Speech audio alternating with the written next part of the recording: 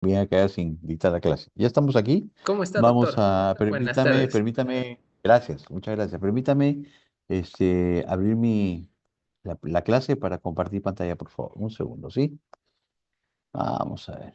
Y a veces pasan estas cosas que no hay conexión. A ver, ah, clase 2, a ver, un momentito. Vamos a abrir aquí.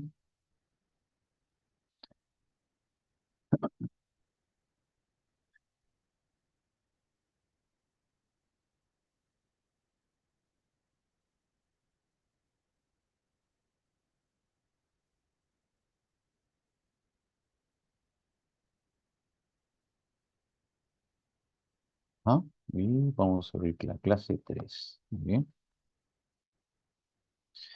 perfecto. Y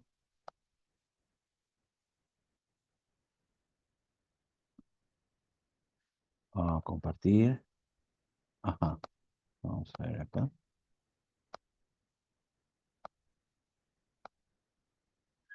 Esta es la clave.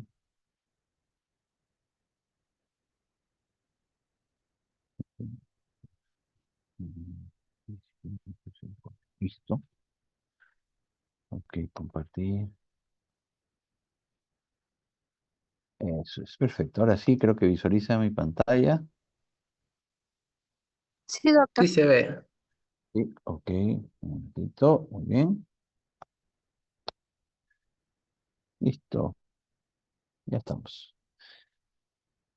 Perfecto. Vamos a ver. El día de hoy vamos haciendo la introducción hacia eh, los diferentes tipos de publicaciones científicas que nosotros vamos a analizar durante el curso. Vamos un poquito a ver cuáles son estos diseños, cuáles son nuestros tipos de artículos científicos. Muy bien. Entonces nos vamos a organizar para la clase y nosotros tenemos, un segundo. Muy bien, tenemos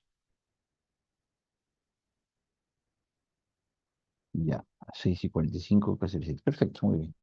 De 5:40 hasta las 6:40. Listo. Bueno, 50. Bien, listo. Muy bien. A ver, vamos a iniciar. Entonces vamos a ver el artículo científico. El artículo científico es la forma en que se comunica la comunidad científica. ¿Ok? Es en la forma en que nosotros compartimos nuestros hallazgos. La UNED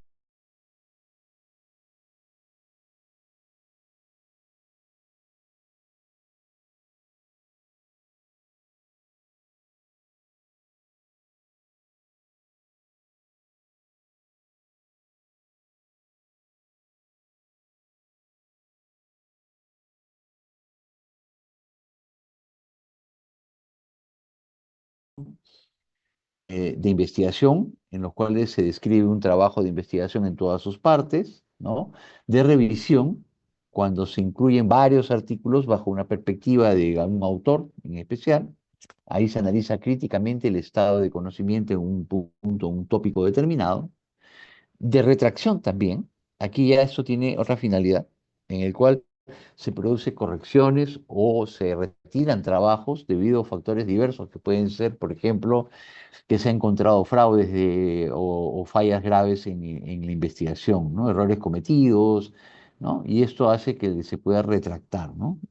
Otra forma de publicación son los comentarios y críticas, lo cual abre debates, la llamada sección carta al editor, ¿no? Entonces uno escribe una carta al editor acerca de alguna publicación en especial, dando su punto de vista, ¿no?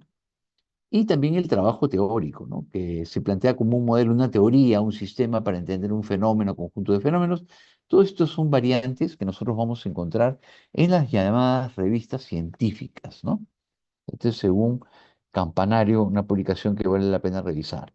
Acá podemos ver básicamente los formatos más comunes, las editoriales que las hacen los editores del journal, de la revista, Artículos originales que son los más relevantes, aparecen en primer lugar en la revista, son trabajos de investigación que si bien es cierto no son en extenso, ¿por qué? Porque las revistas tienen un formato y el formato tiene un número limitado de figuras, de tablas, de palabras.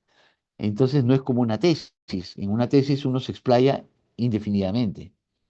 En un artículo científico, como un artículo original, es una investigación, al igual que una tesis, pero tiene un formato limitado. Limitado porque por la revista, debido a que las revistas son las que invierten en publicar por lo general, y eso tiene un costo, entonces cada página, cada foto, cada figura, cada tabla tiene un costo y eso hace que la publicación tenga que ser de alguna forma un negocio rentable para ellos, ¿no? Pueden haber comunicaciones breves o cortas, reportes de caso, temas de revisión, también otros como son memorias, reseñas, las llamadas cartas al editor, como les he dicho, que son comentarios acerca de publicaciones. Los que están en negro requieren de una revisión de pares, los que están en rojo no. ¿No? Entonces, como ven ustedes, estos artículos científicos, como los que mencionamos aquí, artículos originales, comunicaciones breves o cortas, reportes de caso o temas de revisión, que pueden ser revisión de literatura, revisión sistemática o metaanálisis, ¿no? Aunque estos últimos ya entran más dentro de los artículos originales, ¿no? Ahí ya vamos a explicar un poco más en detalle eso. Requieren pues una revisión de pares para poder ser aceptado y ser publicado, ¿no? Mientras que el comité editorial solamente este tipo de publicaciones son los que las revisan, ¿no? Acá tenemos un ejemplo, ¿ven? Esta es una tabla de contenido de Acta Médica Peruana, es una revista del Colegio Médico del Perú. Acá tenemos en primer lugar una editorial, escrita por el doctor Ciro Maíña, que en ese momento era el editor de la revista. Y aquí vemos los llamados artículos originales, ¿ven? Estos son estudios. Acá está todo estructurado, toda una investigación dentro del formato de la revista, ¿no? ¿Ven? Llegan oportunamente los pacientes con nefropatía diabética al servicio de nefrología del Hospital Cayetano de Heredia durante el periodo de enero del 2011, enero del 2012, ¿no? Y así, calidad de las tesis por obtener un título de médico cirujano, Universidad Nacional San Antonio Abad del Cusco, ¿no? Perú 2000-2009. Estos son artículos originales. Quiere decir que esto no ha sido publicado en otro lugar, por eso se llama artículo original. Y es una publicación que tiene como obligación por parte de los autores el hecho de no haber sido enviado a otra revista. Cuando ustedes envían este trabajo, deben consignar, ¿no? Se hacen responsables por eso, de que no ha sido enviado a otra revista, no debe ser publicado. Por eso es un artículo original, porque no ha sido previamente publicado en ningún lugar. De ahí el interés de los lectores de poder acudir y leer esta información, que es lo que ocurre normalmente con las publicaciones científicas, ¿no? Ese es un artículo original y, como repito, son investigaciones en detalle, ¿no? Acá tenemos otra sección, reporte de caso, ¿ven? Un caso de 13 pacientes con esclerosis lateral amiotrófica.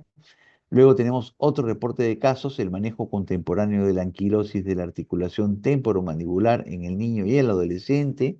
Y tenemos también artículos de revisión, ¿ven? Diferentes temas hechos por un autor en especial, un experto, por ejemplo, acá el doctor Agustín Isa, hipertensión arterial resistente, la doctora Salazar de la Cruz, niveles de intervención familiar y así, ¿no? Estos son artículos de revisión. Son artículos que no son primarios, son fuentes secundarias porque compilan otras investigaciones. Ahora, estos artículos de revisión no son sistematizados. Son revisiones de literatura no sistematizada hecha por un autor en especial. ¿Ok? Obviamente tiene muchos sesgos porque queda a criterio subjetivo del autor, ¿no? Es muy diferente de una revisión sistematizada donde hay una metodología bien descrita y muy estricta, ¿no? Artículo de opinión y memoria, carta al editor, ¿no? Y hay, bueno, normas de presentación. Eso es un modelo de una revista científica. ¿Qué más podemos decir? Podemos decir que toda revista, para ser considerada científica, debe de contener información original e inédita. Esto es principalmente los artículos originales, de algún aspecto de la realidad de la ciencia y que este conocimiento haya sido adquirido mediante la aplicación del método científico. O sea, son investigaciones, ¿no? Según Garrido, ¿no? Vamos a ver un poquito qué es el artículo original, ¿no? Por ejemplo, los artículos que han estado ustedes revisando esta semana que pasó son todos artículos originales, ¿no? Es una característica. Este es el artículo de mayor importancia en una revista científica, es el plato principal. Sus objetivos son comunicar a la comunidad científica hallazgos de una investigación, además de la información de cómo éste se ha desarrollado, ¿no? Acá tenemos un esquema básico, ustedes lo van a ver. Primero va a haber un resumen, donde van a ver los autores, el título, y luego en el cuerpo tenemos la introducción, material y métodos, resultados, discusión, conclusiones, agradecimiento y referencias, ¿no? Este es el esqueleto, digamos, el básico de un artículo original, ¿no? Y es el que nosotros vamos a analizar. Durante el curso nosotros vamos a revisar mayormente artículos originales, ¿no? Mayormente, mayormente. En relación al título y el resumen, en un artículo original podemos decir que debe ser conciso, debe indicar con precisión el tema a investigar, su extensión está limitada en ocasiones, a veces esto tiene una cierta pauta, ¿no? Necesaria, que la da la revista. Un buen resumen debe sintetizar aspectos fundamentales de la investigación. El resumen, el summary, ¿no? O el abstract que nosotros podemos observar en las bases de datos, consiste en una pequeña muestra de la investigación realizada y se limita por lo general a 250 a 300 palabras. Por lo general incluye una versión en inglés, aunque las publicaciones en inglés obviamente solamente incluyen esta, ¿no? El resumen es la parte de la publicación que aparece en bases de datos y sugiere al lector la lectura del texto completo. De ahí la importancia de que este resumen sea lo suficientemente ilustrativo y eficaz para que el lector se interese en la publicación, ¿no? Acá tenemos un ejemplo, esta es una publicación mía que hice en el año 2014 de una técnica quirúrgica para reparo de fisura bilateral, un estudio antropométrico, ¿ven? Y este es un artículo original. ¿Ven? Este es un formato de abstract, o sea, de resumen diferente, porque este es el formato que plantea esta revista, que es el Annals of Plastic Surgery. Hay un objetivo, hay un diseño, hay un setting que es el lugar donde se realiza, pacientes, medidas principales, análisis, resultados y conclusiones. Este es el abstract o el resumen que sugiere esta revista. Aunque por lo general, la mayoría de revistas se limitan a la introducción, ¿no? Materiales y métodos, resultados y conclusiones, ¿no? Eso es lo más común, ¿no? Pero acá tenemos un ejemplo diferente, ¿no? De manera ilustrativa, ¿no? La introducción.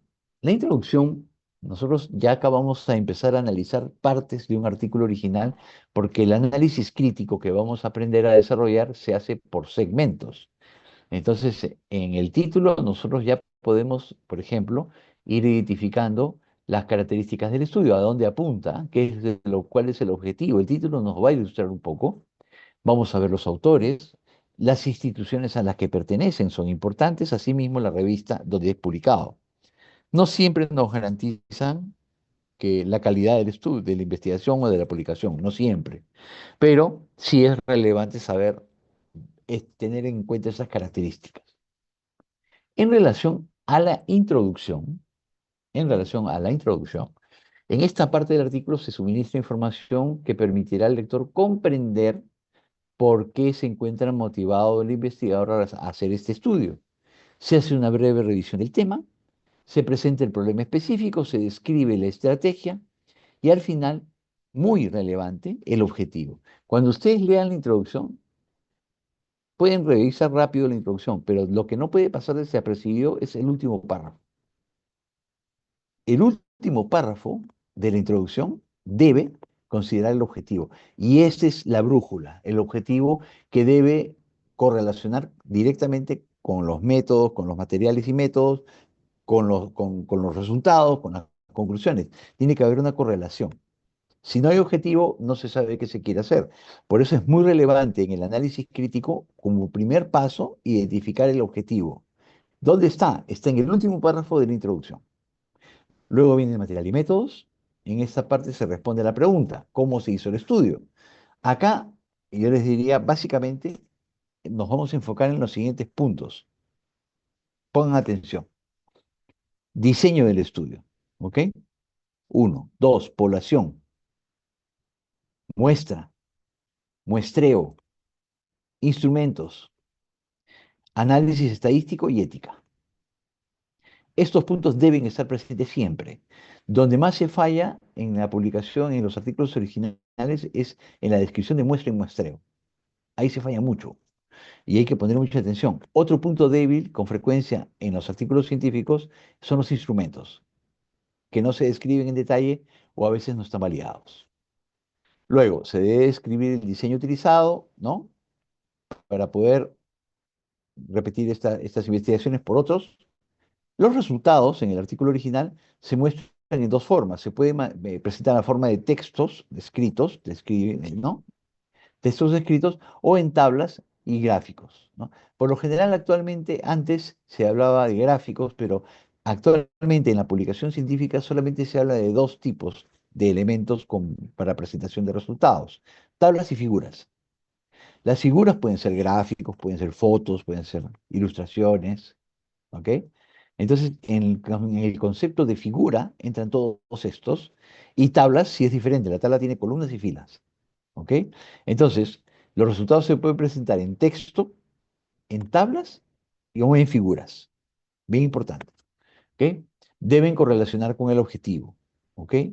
Luego en la discusión nosotros vamos a interpretar, el autor interpreta los resultados, lo compara con otros hallazgos, ¿no? Ver si hay diferencias o no, bien relevante. Muy importante, en la discusión nosotros debemos apuntar a ver las limitaciones del estudio. El autor debe hacer un mea culpa. Es bien, todo estudio, incluso un metaanálisis, un ensayo clínico, todo estudio tiene limitaciones. Y es muy relevante que el autor haga hincapié en ellas haciendo un, como digo, un mea culpa, pero a la vez indicando que estas limitaciones no invalidan las conclusiones. Porque cuando se obvia esta limitación, nosotros la vamos a identificar y podría invalidar las conclusiones. Es muy importante. Luego, las conclusiones, la parte final del artículo original, se destacan los alcances obtenidos con la investigación. Además, se deja establecida la necesidad de complementar la investigación con otros estudios. Las conclusiones bien elaboradas deben ir de la mano de los objetivos y de los resultados. Otro punto importante en las conclusiones es el hecho de que nosotros no podemos probar algo que el método no puede probar. ¿A qué se refiere esto? Que si yo quiero poner como título eficacia del antibiótico ciprofloxacina en infección urinaria de pacientes adultos mayores, yo no puedo, a través de un estudio observacional, probar la eficacia de un antibiótico. Entonces yo no puedo concluir que el antibiótico es eficaz. ¿Se dan cuenta? Porque mi metodología no me permite poder responder a ese título o a ese objetivo. Ahí ese artículo ya de por sí es un artículo que está mal. Es un artículo observacional muy limitado, pero que no puede probar lo que quieren probar. ¿Ok? Ya hemos aprendido un poquito por las clases de la semana anterior que nosotros no podemos probar eficacia por estudios descriptivos ni observacionales. La eficacia se prueba a través de ensayos clínicos, eso está bastante claro, ¿ok? Acá tenemos ejemplos, estas son publicaciones mías. Ven, este es un estudio artículo original, es una técnica desarrollada para tratamiento de la fisura labial unilateral. Acá tienen el resumen, este es el artículo, este es el journal. Yo soy miembro del comité editorial de esta revista, que es la más importante a nivel mundial en cirugía craneofacial. Otra, ¿ven? Original Investigation, investigación original. Este es un estudio a través de una forma de medición de la severidad de las fisuras. Este, miren, ven, el resumen es diferente. Puede variar de acuerdo a cada revista, ¿no? Pero básicamente tiene lo más relevante, ¿no? Hay una introducción, objetivo, lugar donde se desarrolla, ¿no? Eso puede variar un poco. Las series de casos, que esto vamos a ver esta semana, hoy día comenzamos a ver esto. Estos son los llamados estudios descriptivos, ¿ya? Se llaman también outcome studies. Básicamente describen resultados que se obtienen en un periodo de tiempo luego de tratar a un grupo de pacientes. Estas series de casos representan probablemente el 80% de todas las publicaciones que existen en las revistas científicas. Sin embargo, son estudios con muchísimas limitaciones. Y eso lo vamos a empezar a ver hoy día. ¿Ok? Lo que se hace se distribuye en tablas de frecuencia. En sí, para muchos, no es una investigación, para que ustedes tengan claro. ¿Ok? Es una descripción de una realidad particular de un grupo de pacientes, pero en sí no es una investigación porque no tiene los elementos esenciales y básicos de una investigación de un método científico aplicado. Este es un artículo que yo publiqué, quizá uno de los primeros, si no es el primero que yo publiqué en el año 2006, hace ya casi 20 años, ¿no? Nueva clasificación de severidad de fisuras radiopalatinas, programa, ¿no? Outreach, Lima, Perú. Es una serie de casos, ¿no? Acá también apliqué otra, es un diagrama descriptivo de las fisuras, también apliqué un concepto de serie de casos. Esto se publica con mucha frecuencia, ¿no? El artículo de revisión es una revisión de literatura que se hace al momento, ¿no? Haciendo un corte en el momento que se realiza, o sea, todo lo que se sabe del tema hasta esa fecha, se basa en algún tema específico, se informa de una manera compacta todos los conocimientos publicados hasta ese momento bajo una perspectiva particular de un autor. En ese sentido es muy subjetivo. Acá no hay un método como en la revisión sistemática, donde yo tengo que aplicar una pregunta de investigación, tengo que revisar una serie de bases de datos, tengo que hacer un fluxograma filtrando los artículos de acuerdo a ciertos criterios de inclusión y exclusión y luego analizarlos de manera cualitativa o de manera cuantitativa. Eso es una revisión sistematizada. El artículo de revisión no, simplemente es un comentario acerca de los conceptos que se tienen acerca de un tema de manera totalmente arbitraria y subjetiva de parte de un autor, ¿no? No es una publicación original porque obviamente toma otras publicaciones. Su finalidad es examinar la bibliografía publicada y situarla en cierta perspectiva. El objetivo es un poquito conocer qué se sabe del tema. Son artículos que nos sirven, por ejemplo, cuando uno va a hacer una investigación y quiere ahondar en el tema, estos artículos nos dan mucha información. Aparte nos dan muchas referencias también. Entonces nos sirven para ir explorando un poco y poder ir preparando la introducción de nuestro artículo científico.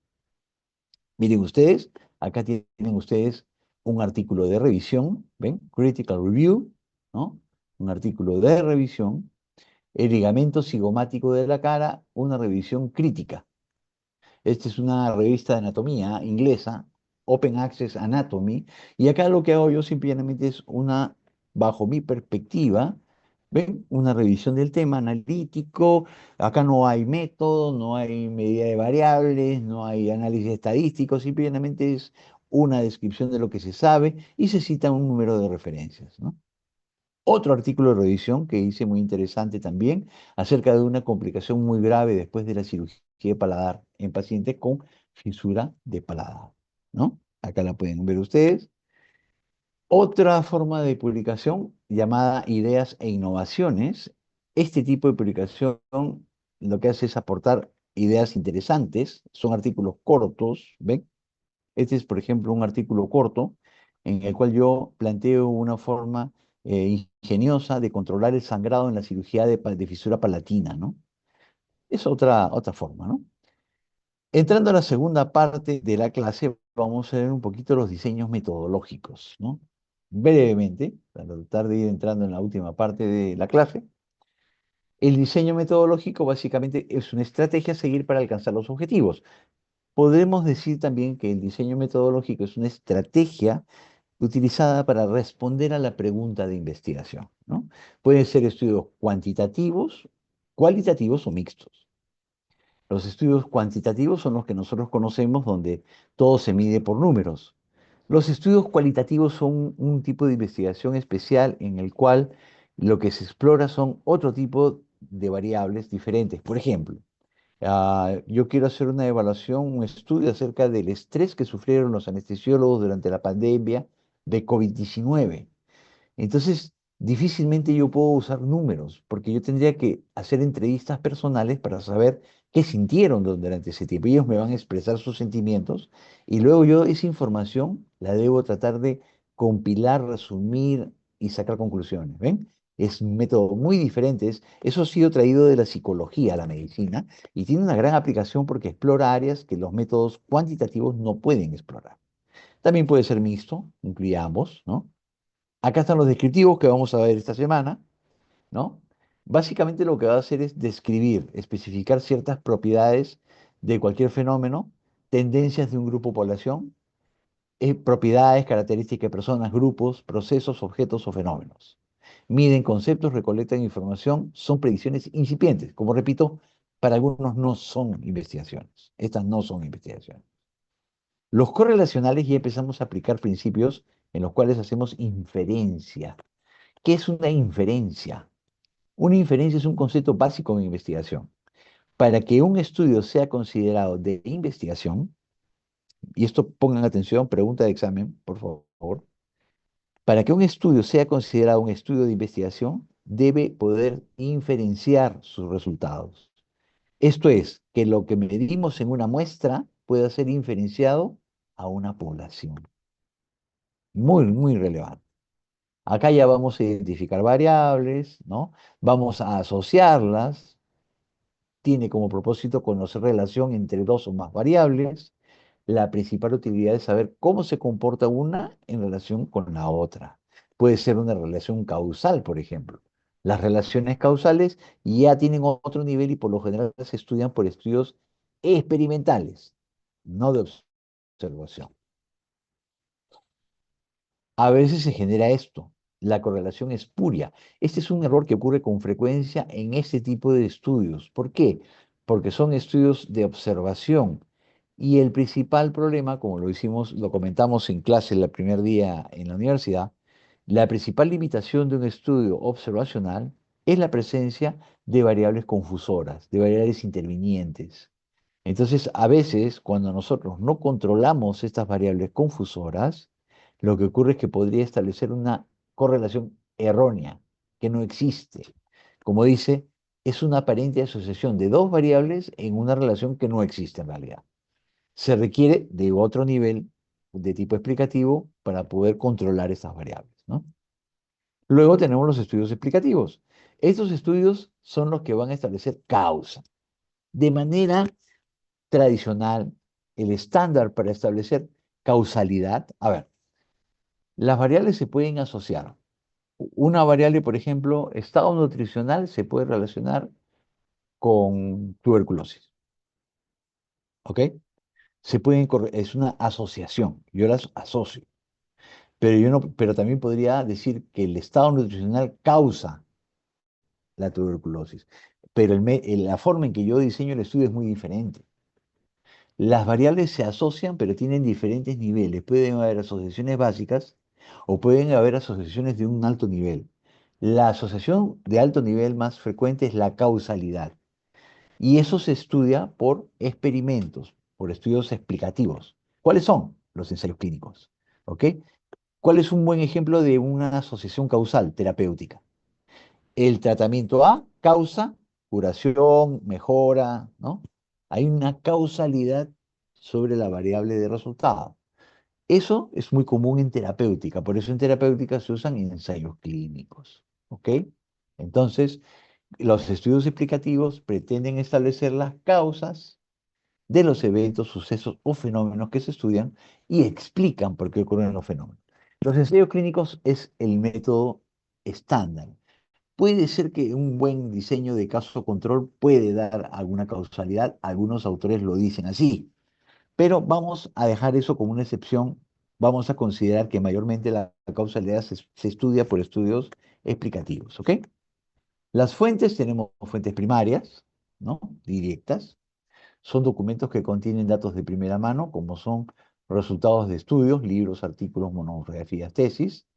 Estos son los artículos originales también, ¿no? Las secundarias son todos aquellos estudios de revisión, ¿no? Que pueden ser los artículos de revisión. Acá también entran las revisiones sistemáticas y los metaanálisis, ojo, ¿ah? Son fuentes secundarias, no son fuentes primarias. Libros, tesis también, ¿no? Disertaciones. Y las terciarias, que son las que compendian las secundarias, ¿no? Esto básicamente es para entender un poquito el orden. Y finalmente, reforzar lo que es la investigación cuantitativa. Acá podemos ver un esquema. Tenemos los diseños experimentales y los observacionales. ¿Ok? El metaanálisis es un derivado del experimental cuando se hace con ensayos clínicos, pero ya estamos viendo actualmente que estos metaanálisis se hacen con estudios de observación también. Entonces tenemos los estudios observacionales, los experimentales. Los observacionales tradicionalmente incluyen a los transversales, en inglés cross-sectional, ¿no? Ahora vamos a ver algunos ejemplos esta semana. Caso control y cohorte, aunque hay variantes. Este es un modelo básico para que lo tengamos más o menos claro. Los experimentales son los ensayos clínicos, ¿no? Que son randomizados o no randomizados, y básicamente este es un esquema básico de lo que son los estudios cuantitativos. Hay otros modelos, de hecho hay otros modelos, por ejemplo, los análisis de sobrevivencia. Son estudios muy interesantes donde se estudia el tiempo que se tarda en desarrollar un evento. Por eso algunos le llaman a estos survival analysis el tiempo al evento, otro modelo. Pero para no confundir mucho, vamos un poquito a quedarnos con esta idea de cómo se conforman los tipos de investigación. ¿Ok? Entonces tenemos el dilema de ver si observamos, si nosotros desarrollamos un estudio en el modelo de observación o en el modelo de experimentación. Tenemos dos opciones. O hacemos observación o hacemos experimento. Los experimentos sí establecen asociaciones causales, pero tenemos problemas éticos, porque no es fácil privar de un tratamiento o asignarlo al azar a un paciente. Y las observaciones son fáciles de hacer, son más asequibles, pero tienen el gran problema de que hay rol de variables confusoras. En el experimento, cuando nosotros hacemos una aleatorización, una randomización, y los grupos se conforman y se les asignan al azar, nosotros hacemos grupos equivalentes, son grupos que son iguales. En cambio, en la observación eso no ocurre. Los grupos se hacen por conveniencia mayormente. Entonces los grupos no son iguales. Eso quiere decir que un grupo puede tener enfermedades más graves o concomitantes, o puede tener más edad, o de repente puede tener un problema genético. O sea, muchas variables que no se están tomando en cuenta pueden pesar y afectar la asociación de variables. Por eso se les llama variables de confusión o variables intervenientes. Eso ocurre en los estudios observacionales. Sin embargo, como son los que podemos realizar mayormente, son los que abundan en las publicaciones científicas. Hay que saber identificarlos, hacer una adecuada lectura crítica para poder interpretar sus conclusiones. Hay que tener mucho cuidado. ¿Ok? En el experimento, como dice acá, situación de control, se manipula de manera intencional una o más variables independientes, que son las causas, para analizar las consecuencias sobre una o más variables dependientes, que son los efectos. Eso es típicamente un experimento, ¿no? De acuerdo a la investigación, podemos decir que son transversales o longitudinales, ¿no? Los transversales son de prevalencia, los longitudinales de incidencia. Pueden ser retrospectivos, cuando ya se han concluido los casos, o prospectivos, cuando nosotros esperamos un tiempo hasta que estos ocurran. En relación al diseño, descriptivos de casos, como vamos a empezar a ver hoy, analíticos, donde asociamos variables, ¿sí? Pero no de forma causal, y explicativas, donde nosotros sí vemos causalidad, ¿no? Que eso lo hemos detallado. En relación al manejo de las variables pueden ser experimentales, que son los ensayos clínicos, cuasi experimental, donde no hay aleatorización, o no experimental, que es la observación. Y como hemos dicho, son las cohortes, los longitudinales, los transversales y los casos-controles, ¿no? Típicamente, este es un modelo básico que debe estar bien claro en nuestra cabeza. Estas son las fases de los ensayos clínicos. Por lo general, como ven ustedes, esto toma mucho tiempo en desarrollarse, son muy costosos, toman una gran cantidad de pacientes a lo largo de las diferentes etapas. Curiosamente, como ustedes pudieron ver en vivo, ¿no? En la tribuna, en la primera fila, durante la pandemia COVID, se obviaron todas estas fases y se buscaron resultados a muy corto plazo, ¿no? Aún a la fecha seguimos hablando de posibles secuelas o complicaciones relacionadas a vacunas que no han sido bien estudiadas, ¿no? Es un tema de debate muy interesante. Acá tenemos un poco algunos ejemplos básicos. Corte, por ejemplo, es longitudinal, es seguido en el tiempo, ¿no? ¿Qué pasa, por ejemplo, si tengo un problema? Digo, ¿el consumo de pescado disminuye el riesgo de enfermedad coronaria? Esa es mi pregunta, ¿no? Quiero saber si comer pescado me disminuye la enfermedad coronaria. Puedo hacer una cohorte, ¿qué hago? Confirmamos que se ha ingerido el pescado, se hace la medición de la variable, por ejemplo, estado de función cardíaca, y se hace un seguimiento y se vuelve a medir la variable luego de un tiempo, ¿no? Eso es una cohorte. Se llama también longitudinal. Puede ser transversal. Acá ya se hace en un tiempo nada más. Lo que hacemos es se confirma el consumo, ¿no? y se mide en un tiempo. En la cohorte se mide en dos tiempos. Esa es la diferencia. En el caso control, otro tipo, acá se estudian, por ejemplo, factores de riesgo, muy común. Si queremos responder esta pregunta haciendo un caso control, hacemos grupos, uno de casos y uno de controles. El grupo de casos son los casos con enfermedad coronaria y el grupo de controles que no tienen enfermedad coronaria y vemos en cuál de ellos hubo consumo de pescado. Un ejemplo muy simple. Obviamente esto requiere más detalle, pero estos son ejemplos simples para enfocarnos. O los ensayos clínicos, ¿no? En el ensayo clínico, ¿qué hacemos? Aleatorizamos dos grupos, a un grupo le damos tratamiento con dieta de pescado, a otro grupo le damos placebo. Y luego de un tiempo medimos si es que hay enfermedad coronaria, ¿no? Eso es básicamente en una secuencia de estudios podemos primero realizar estudios descriptivos que son exploratorios, ¿no? Por ejemplo, cuál es la cantidad promedio de pescado en la dieta de una población con antecedentes cardíacos. Luego pasamos al estudio analítico, observacional, donde vemos asociaciones, pero no de tipo causal, ojo, y decimos, ¿existe asociación entre el consumo de pescado y el infarto en personas que han tenido antecedentes de enfermedad coronaria? O en la tercera etapa ya el ensayo clínico, ¿no? Tal como lo acabamos de comentar, haciendo grupos aleatorizados, brindándoles tratamientos con cápsulas de aceite de pescado, ¿no? Y luego pues, haciéndoles un seguimiento final, ¿no? Los estudios descriptivos, bueno, vamos a abreviar un poquito aquí, ya lo hemos mencionado, son las series de casos principalmente, estudios de series de casos y estudios de prevalencia. Acá no hay asociación de variables, solo describe. Son los estudios que vamos a ver esta semana. ¿Ven? Muestran las dimensiones, características, son como una fotografía, ¿no? Prácticamente. Responden a quién tiene qué, dónde y cuándo se presenta el evento, qué características tienen las personas. Básicamente tablas de frecuencias, ¿no? ¿Ven? Generan hipótesis, describen cómo se distribuye una enfermedad, proporciona información para ciertas cosas como gerencia y planificación.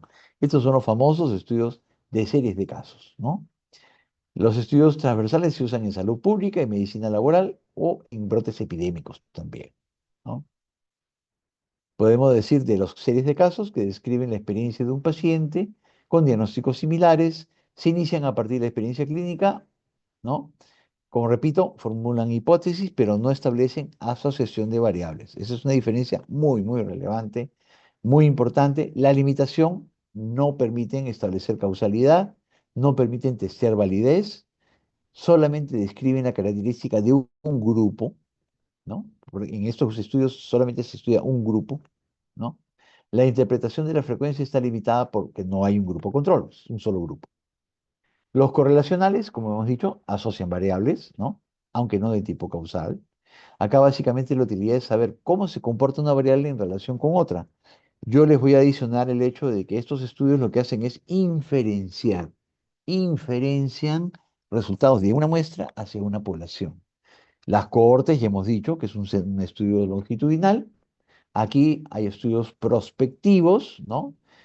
Que se elige una muestra y se mide y luego de un periodo de seguimiento se ven los resultados, ¿no?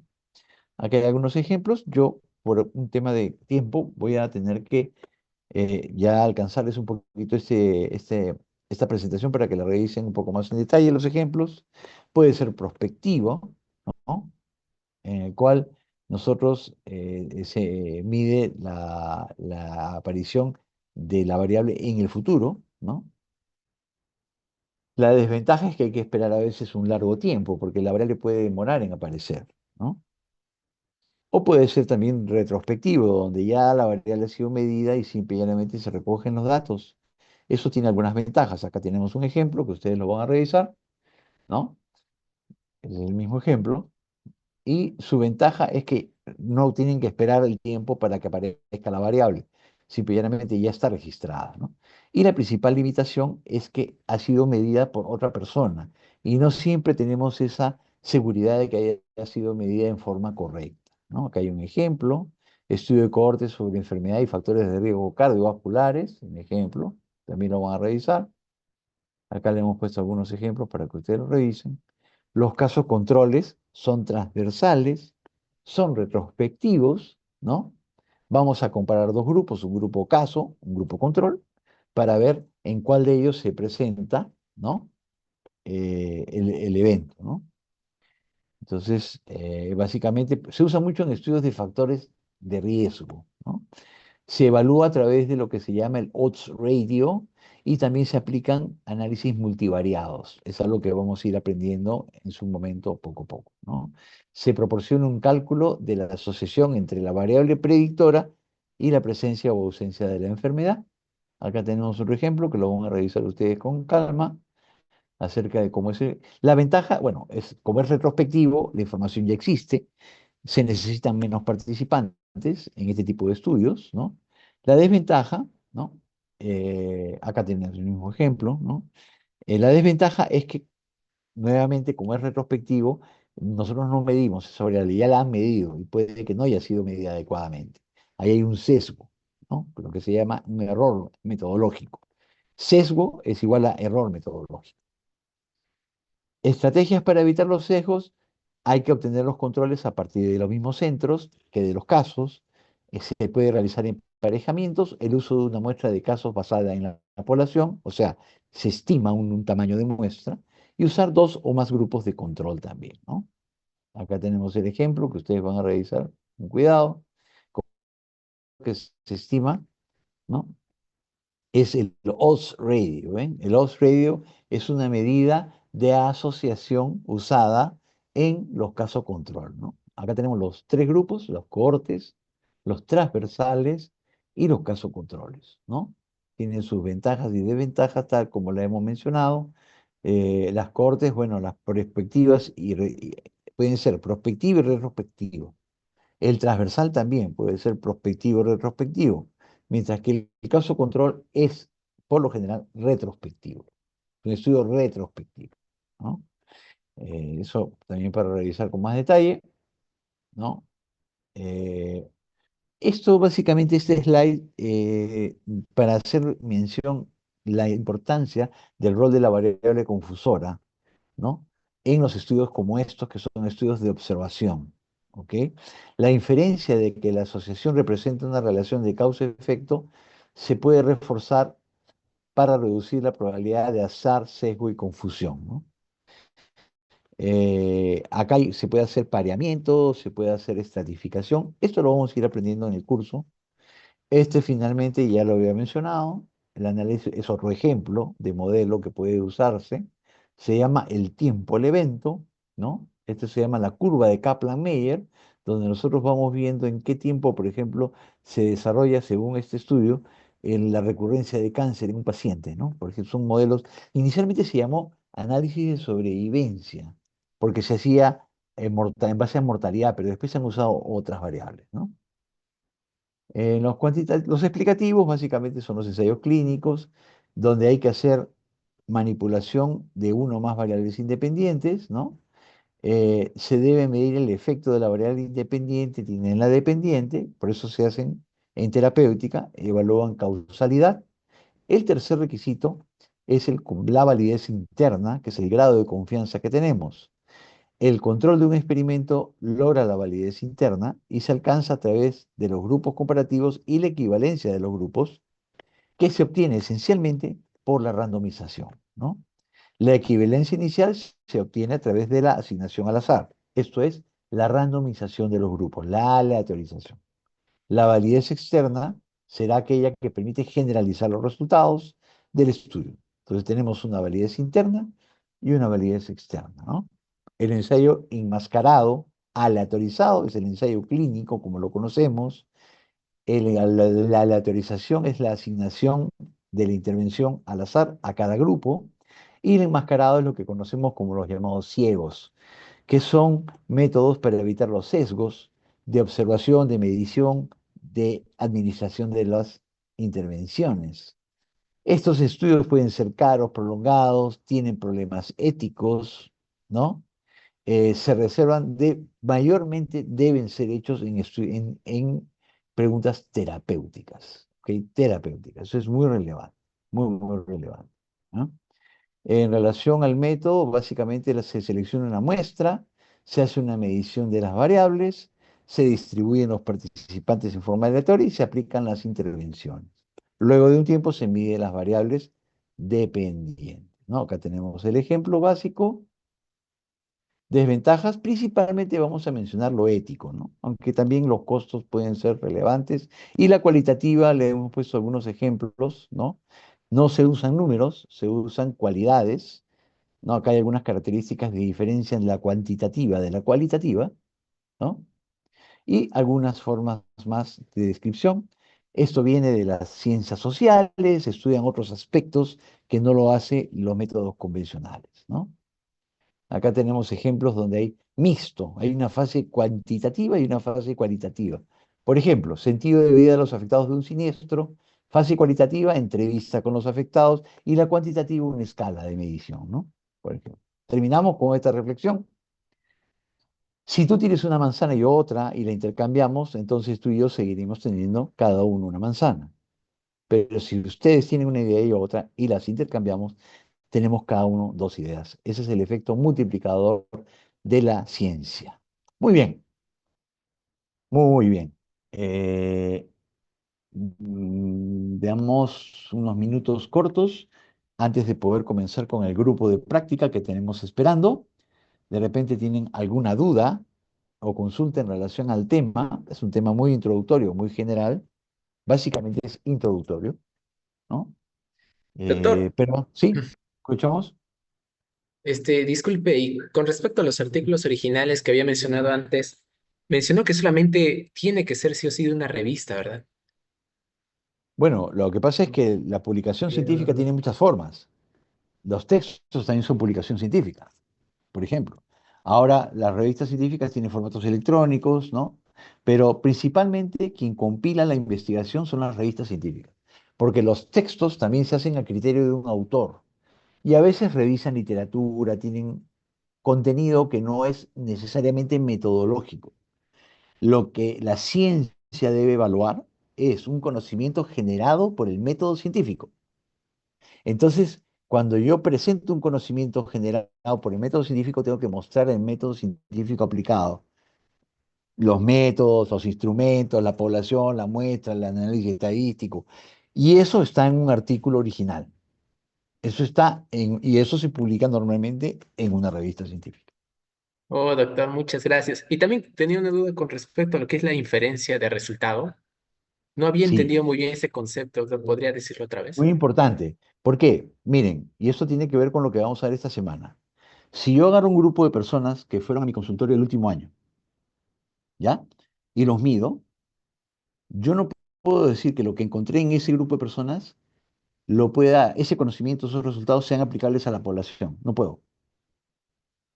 ¿Por qué? Porque para comenzar, ese grupo de personas tienen que representar a la población. Es como decir la selección peruana de fútbol. Representa al Perú. O sea, los han escogido los mejores, por decir, bajo algún criterio. Para que yo pueda inferenciar los resultados que he observado en un grupo de personas que se llama muestra a una población, esa muestra tiene que representar a la población. ¿Cómo se hace eso? Estableciendo un tamaño de muestra, primero, y luego aplicando ciertos criterios de inclusión y exclusión. La mayor parte de estudios no consideran ni siquiera el tamaño muestral. Entonces es imposible que yo esos resultados los pueda aplicar a una población. Son solo descripciones de lo que he encontrado en un grupo de personas. Por eso esos estudios no se consideran investigaciones. Y eso es lo que vamos a estudiar esta semana. Y lo que ustedes van a puntualizar son estas limitaciones. Porque lo que no debemos hacer es leer una descripción, una serie de casos, y aplicar esos resultados a nuestra práctica per se, suponiendo que esos resultados se apliquen a nuestra población. Ese es un error metodológico. ¿Se dan cuenta? Son solo experiencias particulares, realidades particulares de cada centro, de cada lugar donde se ha hecho ese tipo de publicación, pero se toman como una referencia, pero no se puede considerar que se haya demostrado alguna eficacia de algún tratamiento, ni mucho menos. ¿Por qué? Porque metodológicamente no están bien diseñados. A eso se refiere inferencia. La inferencia es la posibilidad de que los resultados de un estudio se puedan aplicar a una población. Pregunta de examen. La inferencia es la posibilidad de que los resultados de un estudio se puedan aplicar a una población. ¿Sí? Bueno, Muchas gracias, doctor. Genial, genial. Gracias, gracias a usted.